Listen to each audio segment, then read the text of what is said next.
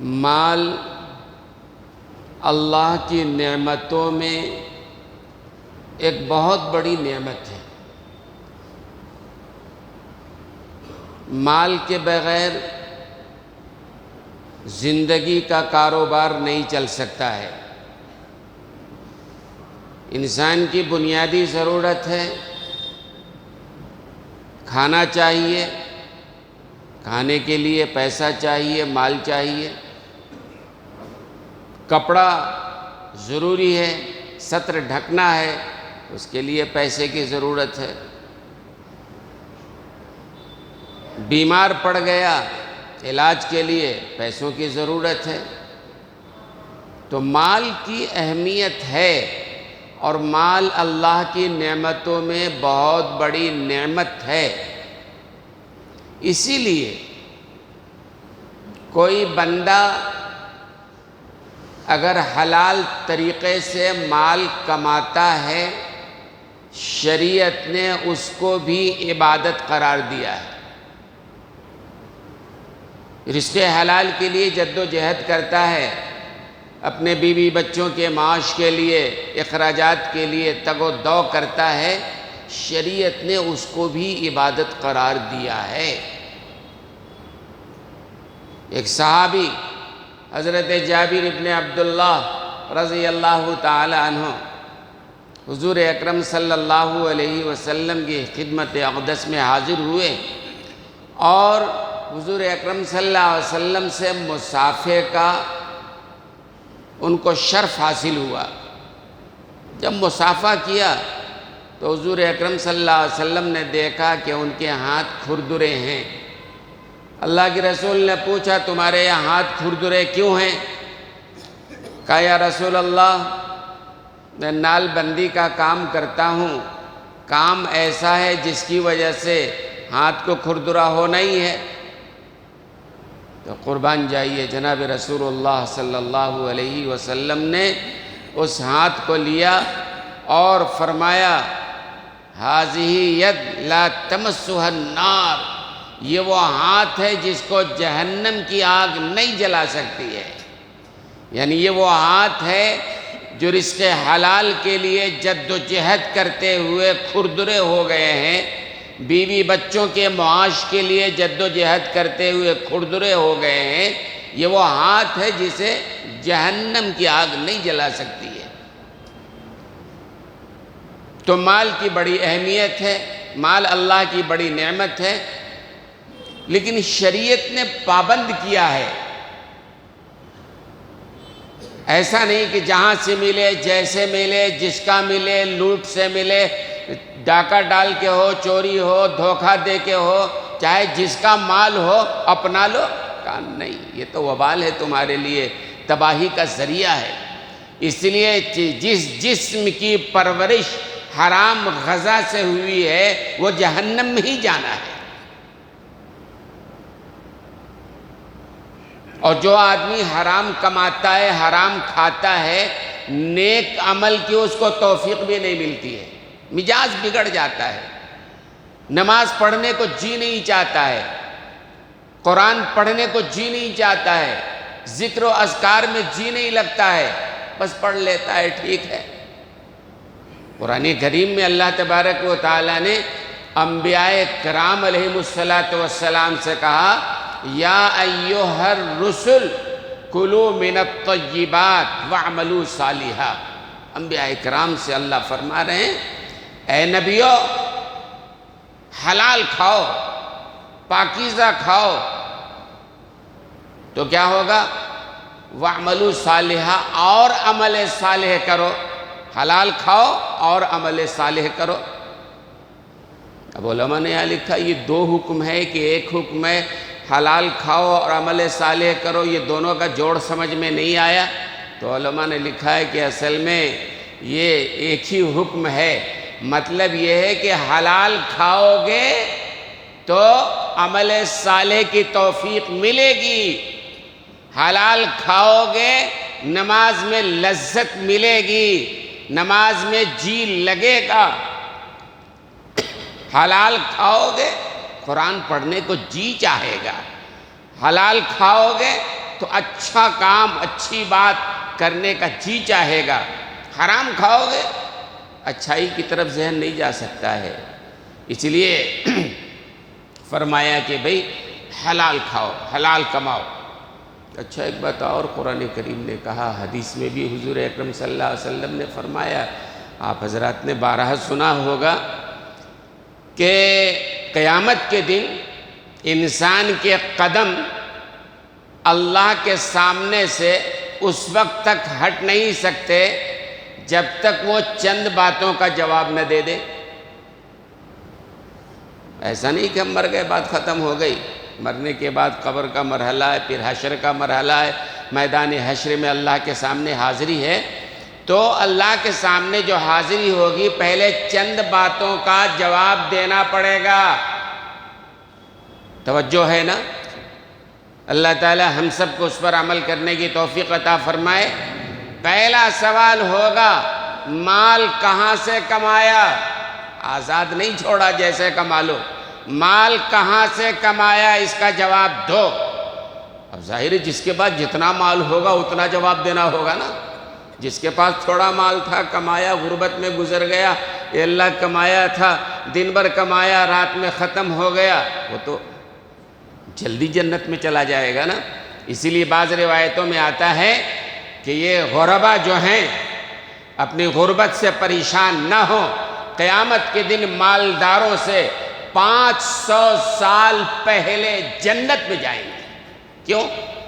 مال ہی نہیں ہے۔ اے اللہ جو کمایا، دن بھر مشقت کیا، رات میں کھا لیا، پھر دن بھر کمایا، کھا لیا، کوئی مال تھا ہی نہیں یہاں سے وہاں سے لہذا۔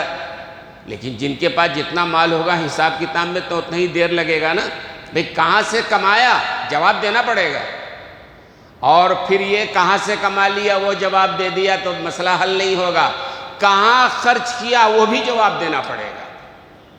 آدمی کمانے میں بھی پابند ہے، خرچ کرنے میں بھی پابند ہے۔ شریعت نے طریقہ بتایا، حلال طریقہ کمانے کا عبادت کا درجہ ہے، اور پھر جو کما لیا ہم اس کے مالک نہیں ہیں، جس طرح چاہیں خرچ کریں، ہم نے بہت کما لیا ہے تو اپنے دکھاوے میں، اپنے ریا نمائش میں، اپنے بچوں کی شادیوں میں پورا پیلس گراؤنڈ سجا لیں اور ساری دنیا کو ہم بتائیں۔ آزاد نہیں ہیں ہم۔ حلال مال بھی اگر ہے تو اللہ پوچھیں گے کہاں خرچ کیا، جواب دو۔ تمہارے مال میں حقوق اللہ تھا، ادا کیا نہیں کیا؟ حقوق اللہ زکوٰۃ و صدقات ہیں، اللہ کا حق ہے، ادا کرنا پڑے گا۔ حقوق العباد ہے، تمہارے بچوں کا حق ہے، تمہارے رشتہ داروں کا حق ہے، غربا ہیں، یتیم و مسکین ہیں، ان کا حق ہے۔ تو پہلا مسئلہ یہ کہ مال کہاں سے کمایا، جواب دو۔ دوسرا مسئلہ یہ کہ مال کہاں خرچ کیا، یعنی اللہ نے جو اصول بتایا تھا اس مصارف کے مطابق تم نے خرچ کیا یا نہیں کیا۔ کوئی آدمی مالک ہے، بڑا مالدار ہے، زکوٰۃ نہیں دیتا ہے، ظاہر سی بات ہے اس کا مال اس کے لیے وبال ہے اور بہت بڑا گناہ اور جرم ہے۔ ان تمہیدوں کے بعد آج اصل میں مجھے جو عرض کرنا ہے وہ سود کے موضوع پر عرض کرنا ہے۔ حرام کمائی کے جو ذریعے ہیں ان میں سے بدترین ذریعہ سود بھی ہے، اور سود کے بارے میں اللہ اکبر قرآن کریم میں اللہ اس کے رسول کی طرف سے سود کے اوپر جتنی بڑی سزا کا اعلان کیا گیا ہے، توجہ ہے نا، جتنی بڑی سزا کا اعلان کیا گیا ہے کسی اور بڑے سے بڑے گناہ پر اس سزا کا اعلان نہیں کیا گیا ہے۔ سخت ترین سزا۔ روایتوں میں آتا ہے کسی آدمی نے 1 درہم بھی سود کا اگر کھایا ہے جانتے ہوئے کہ یہ سود ہے، معلوم نہیں تھا، وہ بات الگ ہو گئی، بھول کر ہو گیا، غلطی ہو گئی، لیکن جانتے ہوئے کسی بندے نے 1 درہم بھی سود کا کھایا ہے، یہ اتنا بڑا گناہ ہے کہ 36 بار زنا کرنے سے زیادہ بڑا جرم ہے۔ یہ حدیث کی بات عرض کر رہا ہوں میں۔ اور پھر جو آیت میں نے تلاوت کی اس میں اللہ نے فرمایا فَإِن لَمْ تَفْعَلُوا، بھائی سود چھوڑو۔ اسلام سے پہلے سود تھا، حضور اکرم صلی اللہ علیہ وسلم کے اعلان سے پہلے بھی سود تھا، لیکن فرمایا آیت نازل ہو گئی اب چھوڑ دو۔ یا ایھا الذین آمنوا اتقوا اللہ وذروا ما بقی من الربا ان کنتم مؤمنین، اگر مومن ہو یہ سودی کام چھوڑو، سود کا لین دین، سود کا کاروبار چھوڑو۔ فَإِن لَمْ تَفْعَلُوا، اور اگر تم نے یہ کام نہیں کیا، یعنی سودی کاروبار نہیں چھوڑا، سود کا لین دین نہیں چھوڑا، فَاذَرُوا بِحَرْبٍ مِّنَ اللَّهِ وَرَسُولِهِ، اللہ اس کے رسول کی طرف سے جنگ کا اعلان ہے۔ کسی اور گناہ پہ اللہ اس کے رسول سے جنگ کا اعلان نہیں کیا گیا۔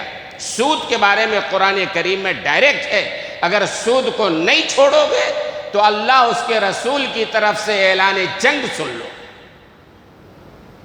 نماز فرض ہے، اہم ترین فریضہ ہے، لیکن قرآن نے اس کے بارے میں بھی نہیں کہا کہ نماز اگر کوئی نہیں پڑھتا ہے، نماز چھوڑ دیتا ہے تو اللہ اس کے رسول کی طرف سے اعلان جنگ ہے۔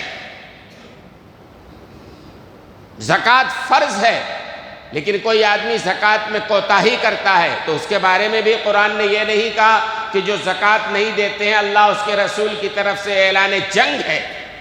زنا بہت بڑا جرم ہے، لیکن اس جرم پر بھی قرآن کریم نے نہیں کہا کہ جو زناکاری کرتے ہیں ان کے لیے اللہ اس کے رسول کی طرف سے اعلان جنگ ہے۔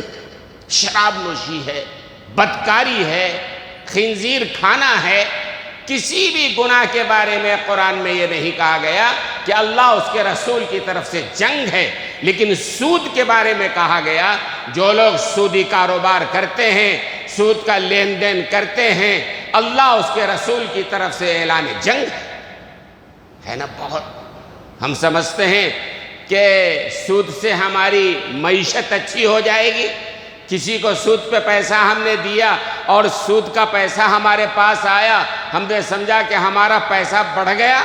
نہیں، آپ اپنی عقل پر اعتبار کرو گے کہ اللہ اس کے رسول کی بات پر بھروسہ کرو گے۔ ظاہر ہے ہماری عقل کیا ہے، ہماری سوچ کیا، ہماری حیثیت کیا۔ اللہ نے قرآن کریم میں صاف کہا وَمَا آتَيْتُم مِّن رِّبًا لِيَرْبُوَ فِي أَمْوَالِ النَّاسِ فَلَا يَرْبُو عِندَ اللَّهِ، جو لوگ سودی کاروبار کرتے ہیں یہ سمجھ کر کے کہ سود میں ہم نے 100 روپے دیا، ایک مہینے کے بعد 105 یا 10 واپس مل گیا، بھئی 10 روپے تو بڑھ کے ملا نا۔ ان کے سمجھ میں کیا آ رہا ہے کہ مال تو ہمارا بڑھ گیا۔ اللہ کہہ رہے ہیں فَلَا يَرْبُو عِندَ اللَّهِ، اللہ یہ کہہ رہا ہے وہ مال تمہارا بڑھا نہیں ہے بلکہ تباہی اور بربادی کی طرف جانے والے ہو۔ وَمَا آتَيْتُم مِّن زَكَاةٍ تُرِيدُونَ وَجْهَ اللَّهِ، اور تم جو زکوٰۃ دیتے ہو، بات سمجھ میں آتی ہے کہ 100 میں 2.5 روپیہ زکوٰۃ ہم نے دے دیا، کم ہو گیا۔ اللہ کہتے ہیں وَمَا آتَيْتُم مِّن زَكَاةٍ تُرِيدُونَ وَجْهَ اللَّهِ فَأُولَٰئِكَ هُمُ الْمُضْعِفُونَ، بظاہر تمہیں دکھ رہا ہے کہ تمہارا مال کم ہو رہا ہے، لیکن اللہ فرما رہے ہیں کہ وہ مال بہت بڑھنے والا ہے۔ اپنی عقل پہ بھروسہ کریں گے کہ اللہ کی بات پہ بھروسہ کریں گے؟ ظاہر سے اللہ نے جو فرمایا کہ سود میں تباہی تباہی تباہی ہے۔ سود میں کیا ہو رہا ہے؟ مالدار سے مالدار تر ہوتا چلا جا رہا ہے، غریب غریب تر ہوتا چلا جا رہا ہے۔ میں سود پر بات سمجھانا چاہتا ہوں۔ قرآن کا کوئی پارہ ایسا نہیں ہے جس میں حرام و حلال کے بارے میں نہ ہو۔ وہ حرام کھاتے تھے، ان کو برا لگ رہا تھا، بجائے اس کے کہ وہ سنبھلتے، اپنے آپ کو سنبھالتے، توبہ کرتے، اپنے آپ کو درست کرتے، آئے کہنے لگے نکا وہ چھوڑ ڈالو بیان، اللہ رسول کی باتاں، اللہ رسول کی کون سے باتاں بولوں کہ کسی کو ٹچ نہ کرے زندگی سے؟ ارے قرآن کی بات تو زندگی سے ٹچ کرنے والی بات ہے نا۔ ہاں اگر اپنی طرف سے ہم کوئی کہیں بات تو آپ کو اختیار ہے کہنے کا، لیکن بات جب قرآن کے حوالے سے ہو تو ایک مومن کا کام ہے سر جھکانا ہی پڑے گا۔ اگر قرآن کی بات آپ کو بری لگ رہی ہے، اس کا مطلب آپ کو قرآن کی اس آیت پر اعتراض ہو رہا ہے، اللہ کی بات آپ کو بری لگ رہی ہے۔ اللہ تو کہہ رہے ہیں اجتنبوا کثیرا من الظن، بدگمانی مت کرو۔ ہم نے وہی بیان کیا ہے، کسی آدمی کو اگر خدا نخواستہ یہ بات بری لگ رہی ہے تو یہ بات میری نہیں ہے، یہ بات تو اللہ کی ہے نا۔ اللہ فرما رہے ہیں بدگمانی مت کرو۔ ایک آدمی کو برا لگ رہا ہے، اس کا مطلب ہے اس کو اللہ کی بات اچھی نہیں لگ رہی ہے، قرآن کی آیت اچھی نہیں لگ رہی ہے۔ دوسری بات تھی وَلَا تَجَسَّسُوا، کسی کے عیب کو مت ڈھونڈو۔ ہمارے معاشرے میں یہ ہو گیا ہے، ہر آدمی دوسرے کے عیب ڈھونڈ رہا ہے، حالانکہ ہونا یہ چاہیے تھا ہر آدمی اپنے عیب کو ڈھونڈے۔ بھئی ہمارے دامن و گریباں میں کتنی برائی ہے، ہمارے خود کے اندر کتنی برائی ہے، اس کی آدمی اصلاح کرے۔ دوسرے کی برائی ڈھونڈ کے کیا فائدہ؟ اللہ بولیں گے دوسرے کی برائی نہیں ڈھونڈے تھے، پوچھیں گے اللہ تعالیٰ۔ تو ہم نے کہا وَلَا تَجَسَّسُوا، قرآن کی بات بیان کی۔ وَلَا يَغْتَبْ بَعْضُكُمْ بَعْضًا، غیبت مت کرو، یہ قرآن کی بات تھی۔ تو انہوں نے جب کہا کہ کچھ لوگوں کو یہ بات بری لگ رہی ہے، میں نے کہا چھوڑ دیتے ہیں اس بات کو، چلو ہم دوسری بات بیان کریں گے، لیکن کوئی ایسی دوسری بات لا کے دو جو کسی کو ٹچ نہ ہو اور کوئی اس کو برا نہ سمجھے۔ کوئی ایسا موضوع ہے جس کے اندر جو برائی ہوگی؟ صحیح طریقہ تو وہی ہے کہ بیان کے لیے بیٹھے، ہم تن متوجہ ہو کے بیٹھے، یہ دعا کر کے بیٹھے، اے اللہ قرآن و حدیث کے حوالے سے جو بات ہمارے سامنے آئے گی ہم سر جھکائیں گے، اس پر عمل کریں گے۔ بھئی نیت کرو گے تو ہی نا۔ اگر آپ کے ذہن میں نہیں یہ بات ہمارے اندر ہے، یہ بری بات ہم کو اچھی نہیں لگ رہی ہے، یہ بات نہیں ہونا چاہیے، صحیح بات ہے۔ اب تو دوستوں اور بزرگوں، سود کا موضوع بھی وہ موضوع ہے جو قرآن نے بڑے شدت کے ساتھ بیان کیا ہے، اور میں نے کہا اتنی شدت کے ساتھ کہ اعلان جنگ اللہ اس کے رسول فرما رہے ہیں، جو سودی کاروبار کر رہا اعلان جنگ ہے اس سے، کسی اور برائی پر اعلان جنگ نہیں کہا، اس پر کہا اعلان جنگ ہے۔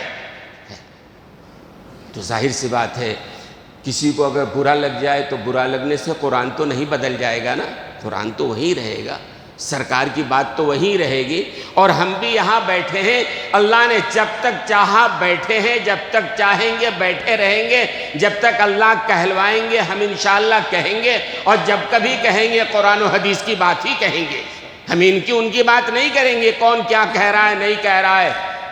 اس لیے دوستوں اور بزرگوں، یہ مزاج بدل دو کہ اگر ایسی بات کا بیان ہو جائے جو آپ کی زندگی میں ہو تو آپ اس پر خفا ہونے لگے۔ نہیں نہیں نہیں، مجھ سے آپ خفا نہیں ہو رہے ہو، آپ اللہ کی بات سے خفا ہو رہے ہو، قرآن کی آیت سے خفا ہو رہے ہو، سرکار دو عالم صلی اللہ علیہ وسلم کی ارشادات سے آپ خفا ہو رہے ہو۔ یہ بہت بڑا جرم ہے جو بات بیان ہو رہا ہے۔ اگر آپ کی ذہن زندگی میں ہے، بھئی ڈاکٹر کا کام یہی ہے نا، ٹیسٹ کرنے کے بعد بتائے کہ آپ کے اندر کیا کیا مرض ہے۔ خدا نہ خواستہ کسی کو کینسر ہے، ڈاکٹر نے کہا کینسر ہے، آپ مرنے مارنے کو تیار ہو جائیں، کیوں کینسر بتا دیا؟ اللہ کے بندے، ہے کینسر کا مرض، علاج کراؤ تو بچو گے، نہیں تو خاتمہ یقینی۔ ڈاکٹر سے نہیں لڑتے نا، ڈاکٹر آپ کے مرض کو بتاتا ہے، بناتا نہیں ہے، وہ مرض پیدا نہیں کر دیتا آپ کے اندر، جو ہے وہی مرض بتاتا ہے۔ تو ظاہر سی بات ہے قرآن و حدیث یہاں اس لیے بیان ہو رہا ہے تاکہ ہمارے معاشرے کی اصلاح ہو سکے، ہماری زندگی کی اصلاح ہو سکے۔ ہم نے غلط طور پر یہ سمجھا ہے کہ سود لے کر اپنا کاروبار چلائیں گے تو بظاہر ہمارا کاروبار ہے، سود پر ہم نے پیسہ دیا، اس کا نفع آ رہا ہے تو نفع بڑھ رہا ہے، لیکن سچی بات یہ ہے تباہی اور بربادی کی طرف قدم اٹھ رہے ہیں۔ قومیں تباہ و برباد ہو گئی ہیں، اور آج بھی جو لوگ یہ کاروبار میں لگے ہوئے ہیں، اللہ کی بات پکی ہے نا، نظام نہیں بدل سکتا ہے، بدلے گا زمانہ لا، قرآن نہ بدلا جائے گا۔ جن لوگوں نے قرآن کو بدلنا چاہا اللہ نے ان کو بدل کے رکھ دیا ہے، یہ قرآن نہیں بدلنے والا ہے۔ اچھا، جو لوگ سودی کاروبار کرتے ہیں ان کی ایک دلیل ہے، شاید آپ کو معلوم ہو کہ نہ ہو، سودی کاروبار کرنے والے یہاں کیا دلیل لگتے ہیں ہمیں پتہ نہیں ہے، لیکن کچھ لوگوں کی دلیل ہے کہ مولانا آپ سود کی بات کر رہے ہیں، اصل میں جس زمانے میں قرآن نازل ہو رہا تھا عرب میں، اس زمانے میں جو سود تھا وہ سود اصل کاروباری سود نہیں ہوتا تھا، اس زمانے میں پرسنل لون، ذاتی قرض ہوا کرتا تھا۔ مثال کے طور پر ایک آدمی ہے، فقیر ہے، کھانے کو روٹی نہیں ہے، تو اپنے گھر بچوں کے پیٹ بھرنے کے لیے کسی سے وہ قرض لیتا تھا، یا ایک آدمی بیمار ہے، پیسے نہیں ہے، علاج کے لیے پیسے لیتا تھا، یا اور ایسی بنیادی گھر میں کسی کا انتقال ہو گیا، میت کی تجہیز و تکفین کرنی ہے، پیسہ نہیں ہے، اس کے لیے قرض لیتا تھا۔ تو اس زمانے میں یہ تھا، جو لوگ اعتراض کرتے ہیں ان کی بات بتا رہا ہوں، کہ اس زمانے میں اصل میں یہ پرسنل لون ہوتا تھا اپنے میت کے تجہیز و تکفین کے لیے، یا علاج کے لیے، یا بھوکمری ہو گئی ہے پیٹ بھرنے کے لیے۔ ایسے موقع پر وہ لوگ جو عرب کے معاشرے میں سود خوار تھے، سود پر پیسہ دینے والے، وہ کہتے تھے کہ چاہے تم میت کے کفن دفن کے لیے لو، چاہے بھوک کو مٹانے کے لیے لو، چاہے علاج کے لیے لو، لیکن سود دینا پڑے گا تم کو، تب قرض دیں گے ہم۔ لہذا شریعت نے، قرآن کریم نے اس سود کو حرام قرار دیا ہے۔ یہ بہت بڑا جھوٹ ہے، بہت بڑا مغالطہ ہے۔ ایک بات یاد رکھیے، قرآن کریم جب کوئی بات کہتا ہے نا، ایک دن کے لیے، 2 دن کے لیے نہیں کہتا ہے، عرب کو دیکھ کے نہیں کہتا ہے، پوری انسانیت کو سامنے رکھ کر کہتا ہے۔ اور قرآن ایک اصول کے ساتھ بات کرتا ہے، زمانہ لاکھ بدل جائے اصول تو اپنی جگہ رہے گا۔ مثال کے طور پر قرآن کریم نے یہ کہا کہ شراب حرام ہے۔ قرآن کریم میں انما الخمر والمیسر والانصاب والازلام رجس من عمل الشیطان، شراب حرام ہے۔ اب ایک آدمی کہتا ہے مولانا آج کی جو شراب ہے اس زمانے میں عرب میں وہ شراب نہیں ہوتی تھی۔ آج شراب کیا ہے؟ الگ الگ نام ہیں، جاننے والے جانتے ہوں گے، ہم نے کتابوں میں پڑھا ہے، وسکی ہے، کہتے ہیں یہ وسکی ہے۔ اس زمانے میں تو یہ شراب نہیں ملتی تھی۔ یا بیر ہے، اس زمانے میں تو بیر نامی شراب نہیں۔ یا برانڈی ہے، اس زمانے میں تو نہیں تھا، یہ تو آج ہے۔ لہذا آج ہے تو اس زمانے میں کیسے حرام ہو گیا؟ اس زمانے کے شراب تو گلی سڑی کھجور یہ وہ ملا کے بنا لیتے تھے، وہ صحیح نہیں ہوتی تھی۔ آج کی شراب تو بڑے اعلیٰ درجے کی ہوتی ہے اور بڑی مہنگی ہوتی ہے، اور بڑے جگہوں پہ بڑے ہوٹلوں میں سپلائی ہوتی ہے۔ لہذا وہ شراب جو اس زمانے میں حرام تھا اور آج کا شراب یہ الگ الگ ہے، بات بالکل غلط ہے۔ اصل میں قرآن کریم نے حدیث میں جس شراب کو حرام کہا اس کی حقیقت اصلیت بتائی کہ وہ ہر شراب اس کو کہیں گے کہ جو ایسا مشروب جس کے پینے سے نشہ آ جائے، یہ اصلیت۔ اب زمانہ چاہے جتنا بدل جائے، نام چاہے جتنے بدل جائے، جہاں جہاں یہ حقیقت پائی جائے، یعنی ایسا مشروب جس کے پینے سے نشہ آ جائے وہ حرام ہی حرام رہے گا۔ چاہے برانڈی نام رکھ لو، وسکی رکھ لو، بیر رکھ لو، کوک رکھ لو، جو چاہے نام رکھ لو، لیکن اگر وہ ایسا ہے کہ جس کے پینے سے نشہ آتا ہے تو قرآن کے مطابق حرام ہی رہے گا۔ ایسی سود کا مسئلہ ہے۔ سود کی تعریف کیا ہے؟ سود کی تعریف یہ ہے کہ ایک آدمی کسی کو سمجھو 100 روپے دیتا ہے مثلاً، اور شرط لگاتا ہے 1 مہینے کے بعد 105 روپے تم مجھے واپس کرنا۔ یہ 5 روپے شرط لگا کے جو لے رہا ہے، مثلاً کہہ رہا ہوں میں، یہ سود ہے۔ یہ اگر شرط نہیں لگاتا ہے، مثال کے طور پر ایک آدمی کو ضرورت ہے قرض کی 100 روپے کی، اور کسی سے قرض مانگا، قرض دے دیا اس نے، کوئی شرط نہیں ہے کہ 105 دینا کہ 110 دینا، 100 روپے قرض مانگا، قرض دے دیا اس کو، لو بھائی تم کو ضرورت ہے، جاؤ کام چلا لو۔ اب 1 مہینے کے بعد اس آدمی نے اپنی طرف سے 110 روپے اس کو دیا، تو یہ سود میں شامل نہیں ہوگا۔ شرط لگا کے لیا جائے تو سود ہے، بغیر شرط کے اگر قرض لینے والا بڑھ کے دیتا ہے کہ ہاں بھائی ہماری ضرورت پہ انہوں نے قرضہ دیا تھا، اپنی طرف سے بڑھ کے دے رہا ہے، تو یہ سود میں شامل نہیں ہے۔ خود حضور اکرم صلی اللہ علیہ وسلم کا معمول مبارک تھا کہ آپ صلی اللہ علیہ وسلم کسی سے قرض لیتے تھے، اور قرض دینے والا جب قرض کا مطالبہ کرتا تھا تو حضور اکرم صلی اللہ علیہ وسلم نے جتنا قرض لیا تھا اس سے بڑھ کے قرض ادا کیا کرتے تھے۔ اس کو حسن القضاء کہا جاتا ہے، بہترین ادائیگی، یعنی اس کا بھی دل خوش ہو جائے۔ لیکن شرط اگر لگا دیا ہے کہ 100 روپے دے رہے ہیں، اگلے مہینے 105 روپے دینا ہے، یا 102 روپے دینا ہے، یا 110 روپے دینا ہے، اگر شرط لگا دیا ہے، یہ سود ہے، یہ حرام ہے، اور یہ قیامت تک حرام رہے گا۔ آپ کہیں گے اگر اس طرح سود کو ختم کر دیا جائے تو آج جو سود چل رہا ہے بازار میں، کوئی تجہیز و تکفین کے لیے قرض نہیں لے رہا ہے، پیٹ بھرنے کے لیے قرض نہیں لے رہا ہے، آج علاج کے لیے کم لوگ قرض لے رہے ہیں۔ آج جو بینکوں سے قرض لینے والے ہیں وہ کروڑ پتی لوگ ہیں، بڑے بڑے لوگ ہیں، سرمایہ دار ہیں، صنعت کار ہیں، جن کے بڑے کاروبار ہیں، بڑے مالدار ہیں، وہ سود لے رہے ہیں اصل میں۔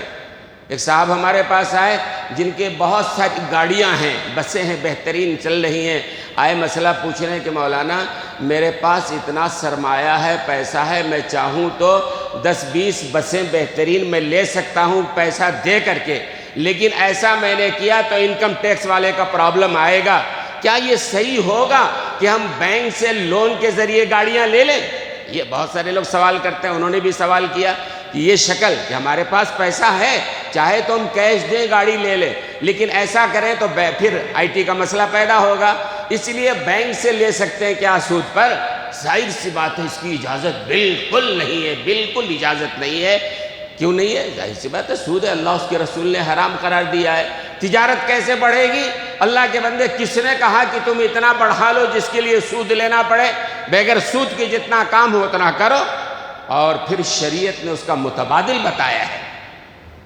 ایک اور حدیث بیچ میں بیان کر دوں میں کہ حضور اکرم صلی اللہ علیہ وسلم فرماتے ہیں، حضرت سمرہ ابن جندب رضی اللہ تعالی عنہ راوی ہیں کہ حضور اکرم صلی اللہ علیہ وسلم نے فرمایا کہ میرے پاس ایک دن رات میں 2 فرشتے آئے، حضرت جبریل، حضرت میکائیل علیہ السلام آئے اور مجھ کو ایک سرزمین کی طرف لے گئے۔ ہم نے وہاں بہت ساری چیزوں کو دیکھا اور ایک چیز یہ دیکھا کہ خون کا نہر ہے، خون کا دریا ہے، اور اس دریا میں ایک آدمی ہے جو خون میں تیر رہا ہے، اور وہ خون کے دریا سے نکل کے باہر آنا چاہتا ہے۔ جب وہ کنارے آتا ہے تو ایک آدمی کنارے پہ بہت سارے پتھر لے کر کھڑا ہوا ہے۔ جیسے ہی وہ آدمی کنارے پہ آتا ہے، وہ باہر کنارے پہ جو آدمی پتھر لیے کھڑا ہے، ایک پتھر اس کے سر پہ، منہ پہ مارتا ہے، وہ آدمی چکرا کے پھر دریا کے بیچ میں چلا جاتا ہے۔ پھر وہ آنے کی کوشش کرتا ہے، کنارے میں آتا ہے، پھر وہ آدمی پتھر مارتا ہے اس کے منہ پر، اس کے سر پہ، پھر وہ لوٹ کے بیچ میں چلا جاتا ہے۔ یہ مسلسل عمل ہو رہا ہے۔ تو حضور اکرم صلی اللہ علیہ وسلم فرماتے ہیں کہ میں نے اپنے دونوں ساتھیوں سے پوچھا، فرشتوں سے، یہ کیا معاملہ ہو رہا ہے، یہ کون ہے؟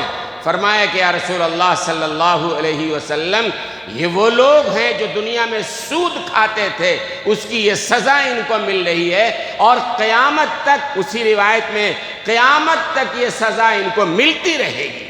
قیامت کے بعد تو جہنم میں جانا ہے، قیامت تک یہ سزا ان کو ملتی رہے گی۔ پتھر سے مار رہا ہے فرشتہ، خون کے دریا میں وہ تیر رہا ہے، باہر نہیں نکل سکتا ہے۔ عذاب، اور بھی بہت سارے عذابوں کا ذکر ہے جو لوگ سودی کاروبار کر رہے ہیں۔ اس لیے اللہ کے واسطے جو لوگ یہ کر رہے ہیں چھوڑ دو، قناعت کا راستہ اختیار کرو۔ قناعت کا راستہ اختیار کریں گے، اللہ تبارک و تعالی جو ہے اس میں تھوڑا ہے، اس میں اللہ برکت عطا فرمائے گا۔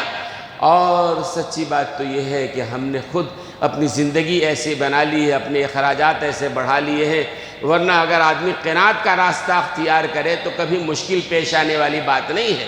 اور پھر سود میں تباہی ہے۔ آدمی اگر صدقہ، یربی صدقات، اللہ فرماتے ہیں جو آدمی صدقہ دیتا ہے ہم بڑھاتے ہیں، لہذا وہ تو بڑا مشہور ہے واقعہ بنی اسرائیل کا۔ حضور اکرم صلی اللہ علیہ وسلم نے ارشاد فرمایا ہے کہ ایک آدمی کہیں جا رہا تھا میدان میں، بادل سے ایک آواز اس کو سنائی دی کہ اے بادل، فلاں آدمی کے زمین کو سیراب کر۔ ایک آدمی کا نام آیا، دیکھا وہ بادل ایک اونچی جگہ پہ برس گیا اور پھر نالے کے ذریعے پانی آگے بڑھنا شروع ہوا۔ وہ آدمی کہتا ہے جس نے نام سنا تھا بادل سے، میں اس پانی کے پیچھے پیچھے چلا، آگے جا کر ایک آدمی کے باغ میں وہ پانی گیا، اور وہ آدمی باغ میں اپنے پانی کو کودال سے ڈال رہا ہے۔ تو انہوں نے جا کے اس آدمی سے پوچھا، بھائی تمہارا نام کیا ہے؟ اس نے اپنا نام بتایا، کہا یہ تو وہی نام ہے جو میں نے بادل سے سنا تھا۔ بتایا کہ میں نے بادل سے نام سنا، کوئی کہہ رہا ہے بادل کو کہ فلاں آدمی کے باغ کو سیراب کرو، اور تمہارا ہی نام ہے، کیا وجہ بتاؤ؟ کس طرح سے اللہ کی طرف سے حکم بادلوں کو ہے کہ تمہارے کھیت کو سیراب کرے، کیسے؟ فرمایا کہ جب تم نے جان ہی لیا تو سنو، میرا عمل یہ ہے کہ اس باغ میں اللہ جو بھی دیتا ہے، اس باغ میں اللہ جو بھی دیتا ہے اس کے 3 حصے میں کرتا ہوں۔ ایک حصہ تو صدقہ کر دیتا ہوں، غریبوں کے لیے، یتیموں کے لیے، مسکینوں کے لیے، ایک حصہ تو صدقہ کر دیتا ہوں، ایک حصہ اپنے اہل و عیال کے لیے رکھ لیتا ہوں، اور ایک حصہ دوبارہ باغ میں لگا دیتا ہوں۔ فرمائی یہ وجہ ہے کہ اللہ تعالیٰ بادلوں کو حکم دے رہا ہے کہ جا کے اس آدمی کی کھیتی کو سیراب کرے۔ ہم بھی یہ طریقہ اپنائیں تو اللہ کے لیے سود کا طریقہ چھوڑو۔ اب ایک بات رہ جاتی ہے کہ بھئی کوئی اگر کام کرنا ہو تجارت کا بڑا کاروبار تو کیا کیا جائے؟ شریعت نے اصول بتایا ہے۔ لوگ کہتے ہیں عرب کے اس زمانے میں یہ کاروبار نہیں تھا، وہ کھجور کے گیہوں کے چھوٹے موٹے کاروبار تھے، بڑا کاروبار۔ غلط بات ہے۔ آج کے زمانے میں جتنی چیزیں ہیں حضور اکرم صلی اللہ علیہ وسلم کے زمانے میں بھی تجارت کی وہ شکلیں تھی، بہترین شکل تھی۔ قرآن کریم نے 30ویں پارے میں فرمایا نا لِإِيلَافِ قُرَيْشِ إِيلَافِهِمْ رِحْلَةَ الشِّتَاءِ وَالصَّيْفِ۔ عرب کے جو لوگ ہیں گرمیوں میں تجارتی سفر کرتے شام کی طرف اور سردیوں میں سفر کرتے تھے یمن کی طرف۔ 2 سفر ہوتا تھا۔ کیسے ہوتا تھا؟ علماء نے لکھا ہے، کتابوں کے اندر ہے، عرب کا ہر قبیلہ جائنٹ اسٹاک کمپنی تھا۔ آج کہتے ہیں نا جائنٹ اسٹاک کمپنی، آج کی بات ہے، آج کی بات نہیں ہے۔ اس زمانے میں عرب کا ہر قبیلہ جائنٹ اسٹاک کمپنی تھا۔ مطلب یہ ہے قبیلے کے ہر آدمی کا پیسہ ایک جگہ جمع ہوتا۔ کسی کے پاس 100 ہے، کسی کے پاس 200 ہے، کسی کے پاس 500 ہے۔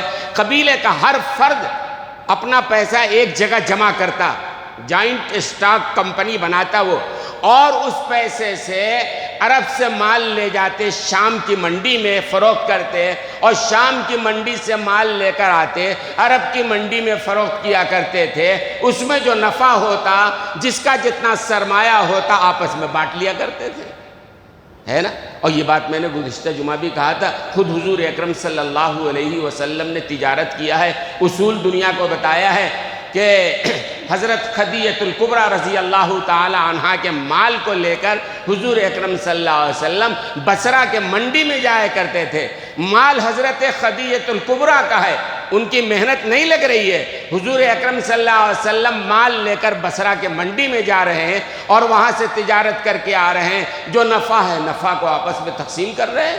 تو آج بھی یہ قابل عمل ہے کہ ایک آدمی کے پاس پیسہ ہے، دوسرے کے پاس ہنر ہے، ضرورت ہے، مشترک، اشتراک، مشارکت، شریعت نے کہا مشارکہ اس کا نام ہے، مشارکت کی بنیاد پہ تجارت کرو، نفع میں بھی شامل، نقصان میں بھی شامل۔ لیکن آج ایسی بددیانتی پیدا ہو گئی ہے، یہ شرط اگر دے دیا جائے تو وہ اصل مال بھی ضائع و برباد ہو جاتا ہے۔ اگر ایمانداری سے کیا جائے، آج بھی مشکل نہیں ہے، لوگ بینکوں میں کیوں پیسہ رکھنے جائیں بلا وجہ؟ تو بہرحال دوستو اور بزرگوں، وقت زیادہ ہو گیا ہے اور بات جو کہنی تھی میں نے کہہ دیا ہے کہ سود سے اپنے آپ کو ہر حال میں بچائیے۔ بہت بڑا جرم ہے، بہت بڑا گناہ ہے، اللہ اس کے رسول کی طرف سے اعلان جنگ ہے، بچائیے اپنے آپ کو۔ آپ سوچ رہے ہوں گے کوئی سودی کاروبار کرنے والا یا سود پر مال لے کر کام چلانے والا کیسے کام چلے گا؟ چلے گا، پہلے تم توبہ تو کرو، حرام کو چھوڑو نا۔ اگر یہ سود ناگزیر ہوتا تو اللہ نے اس کو حرام نہ قرار دیا ہوتا۔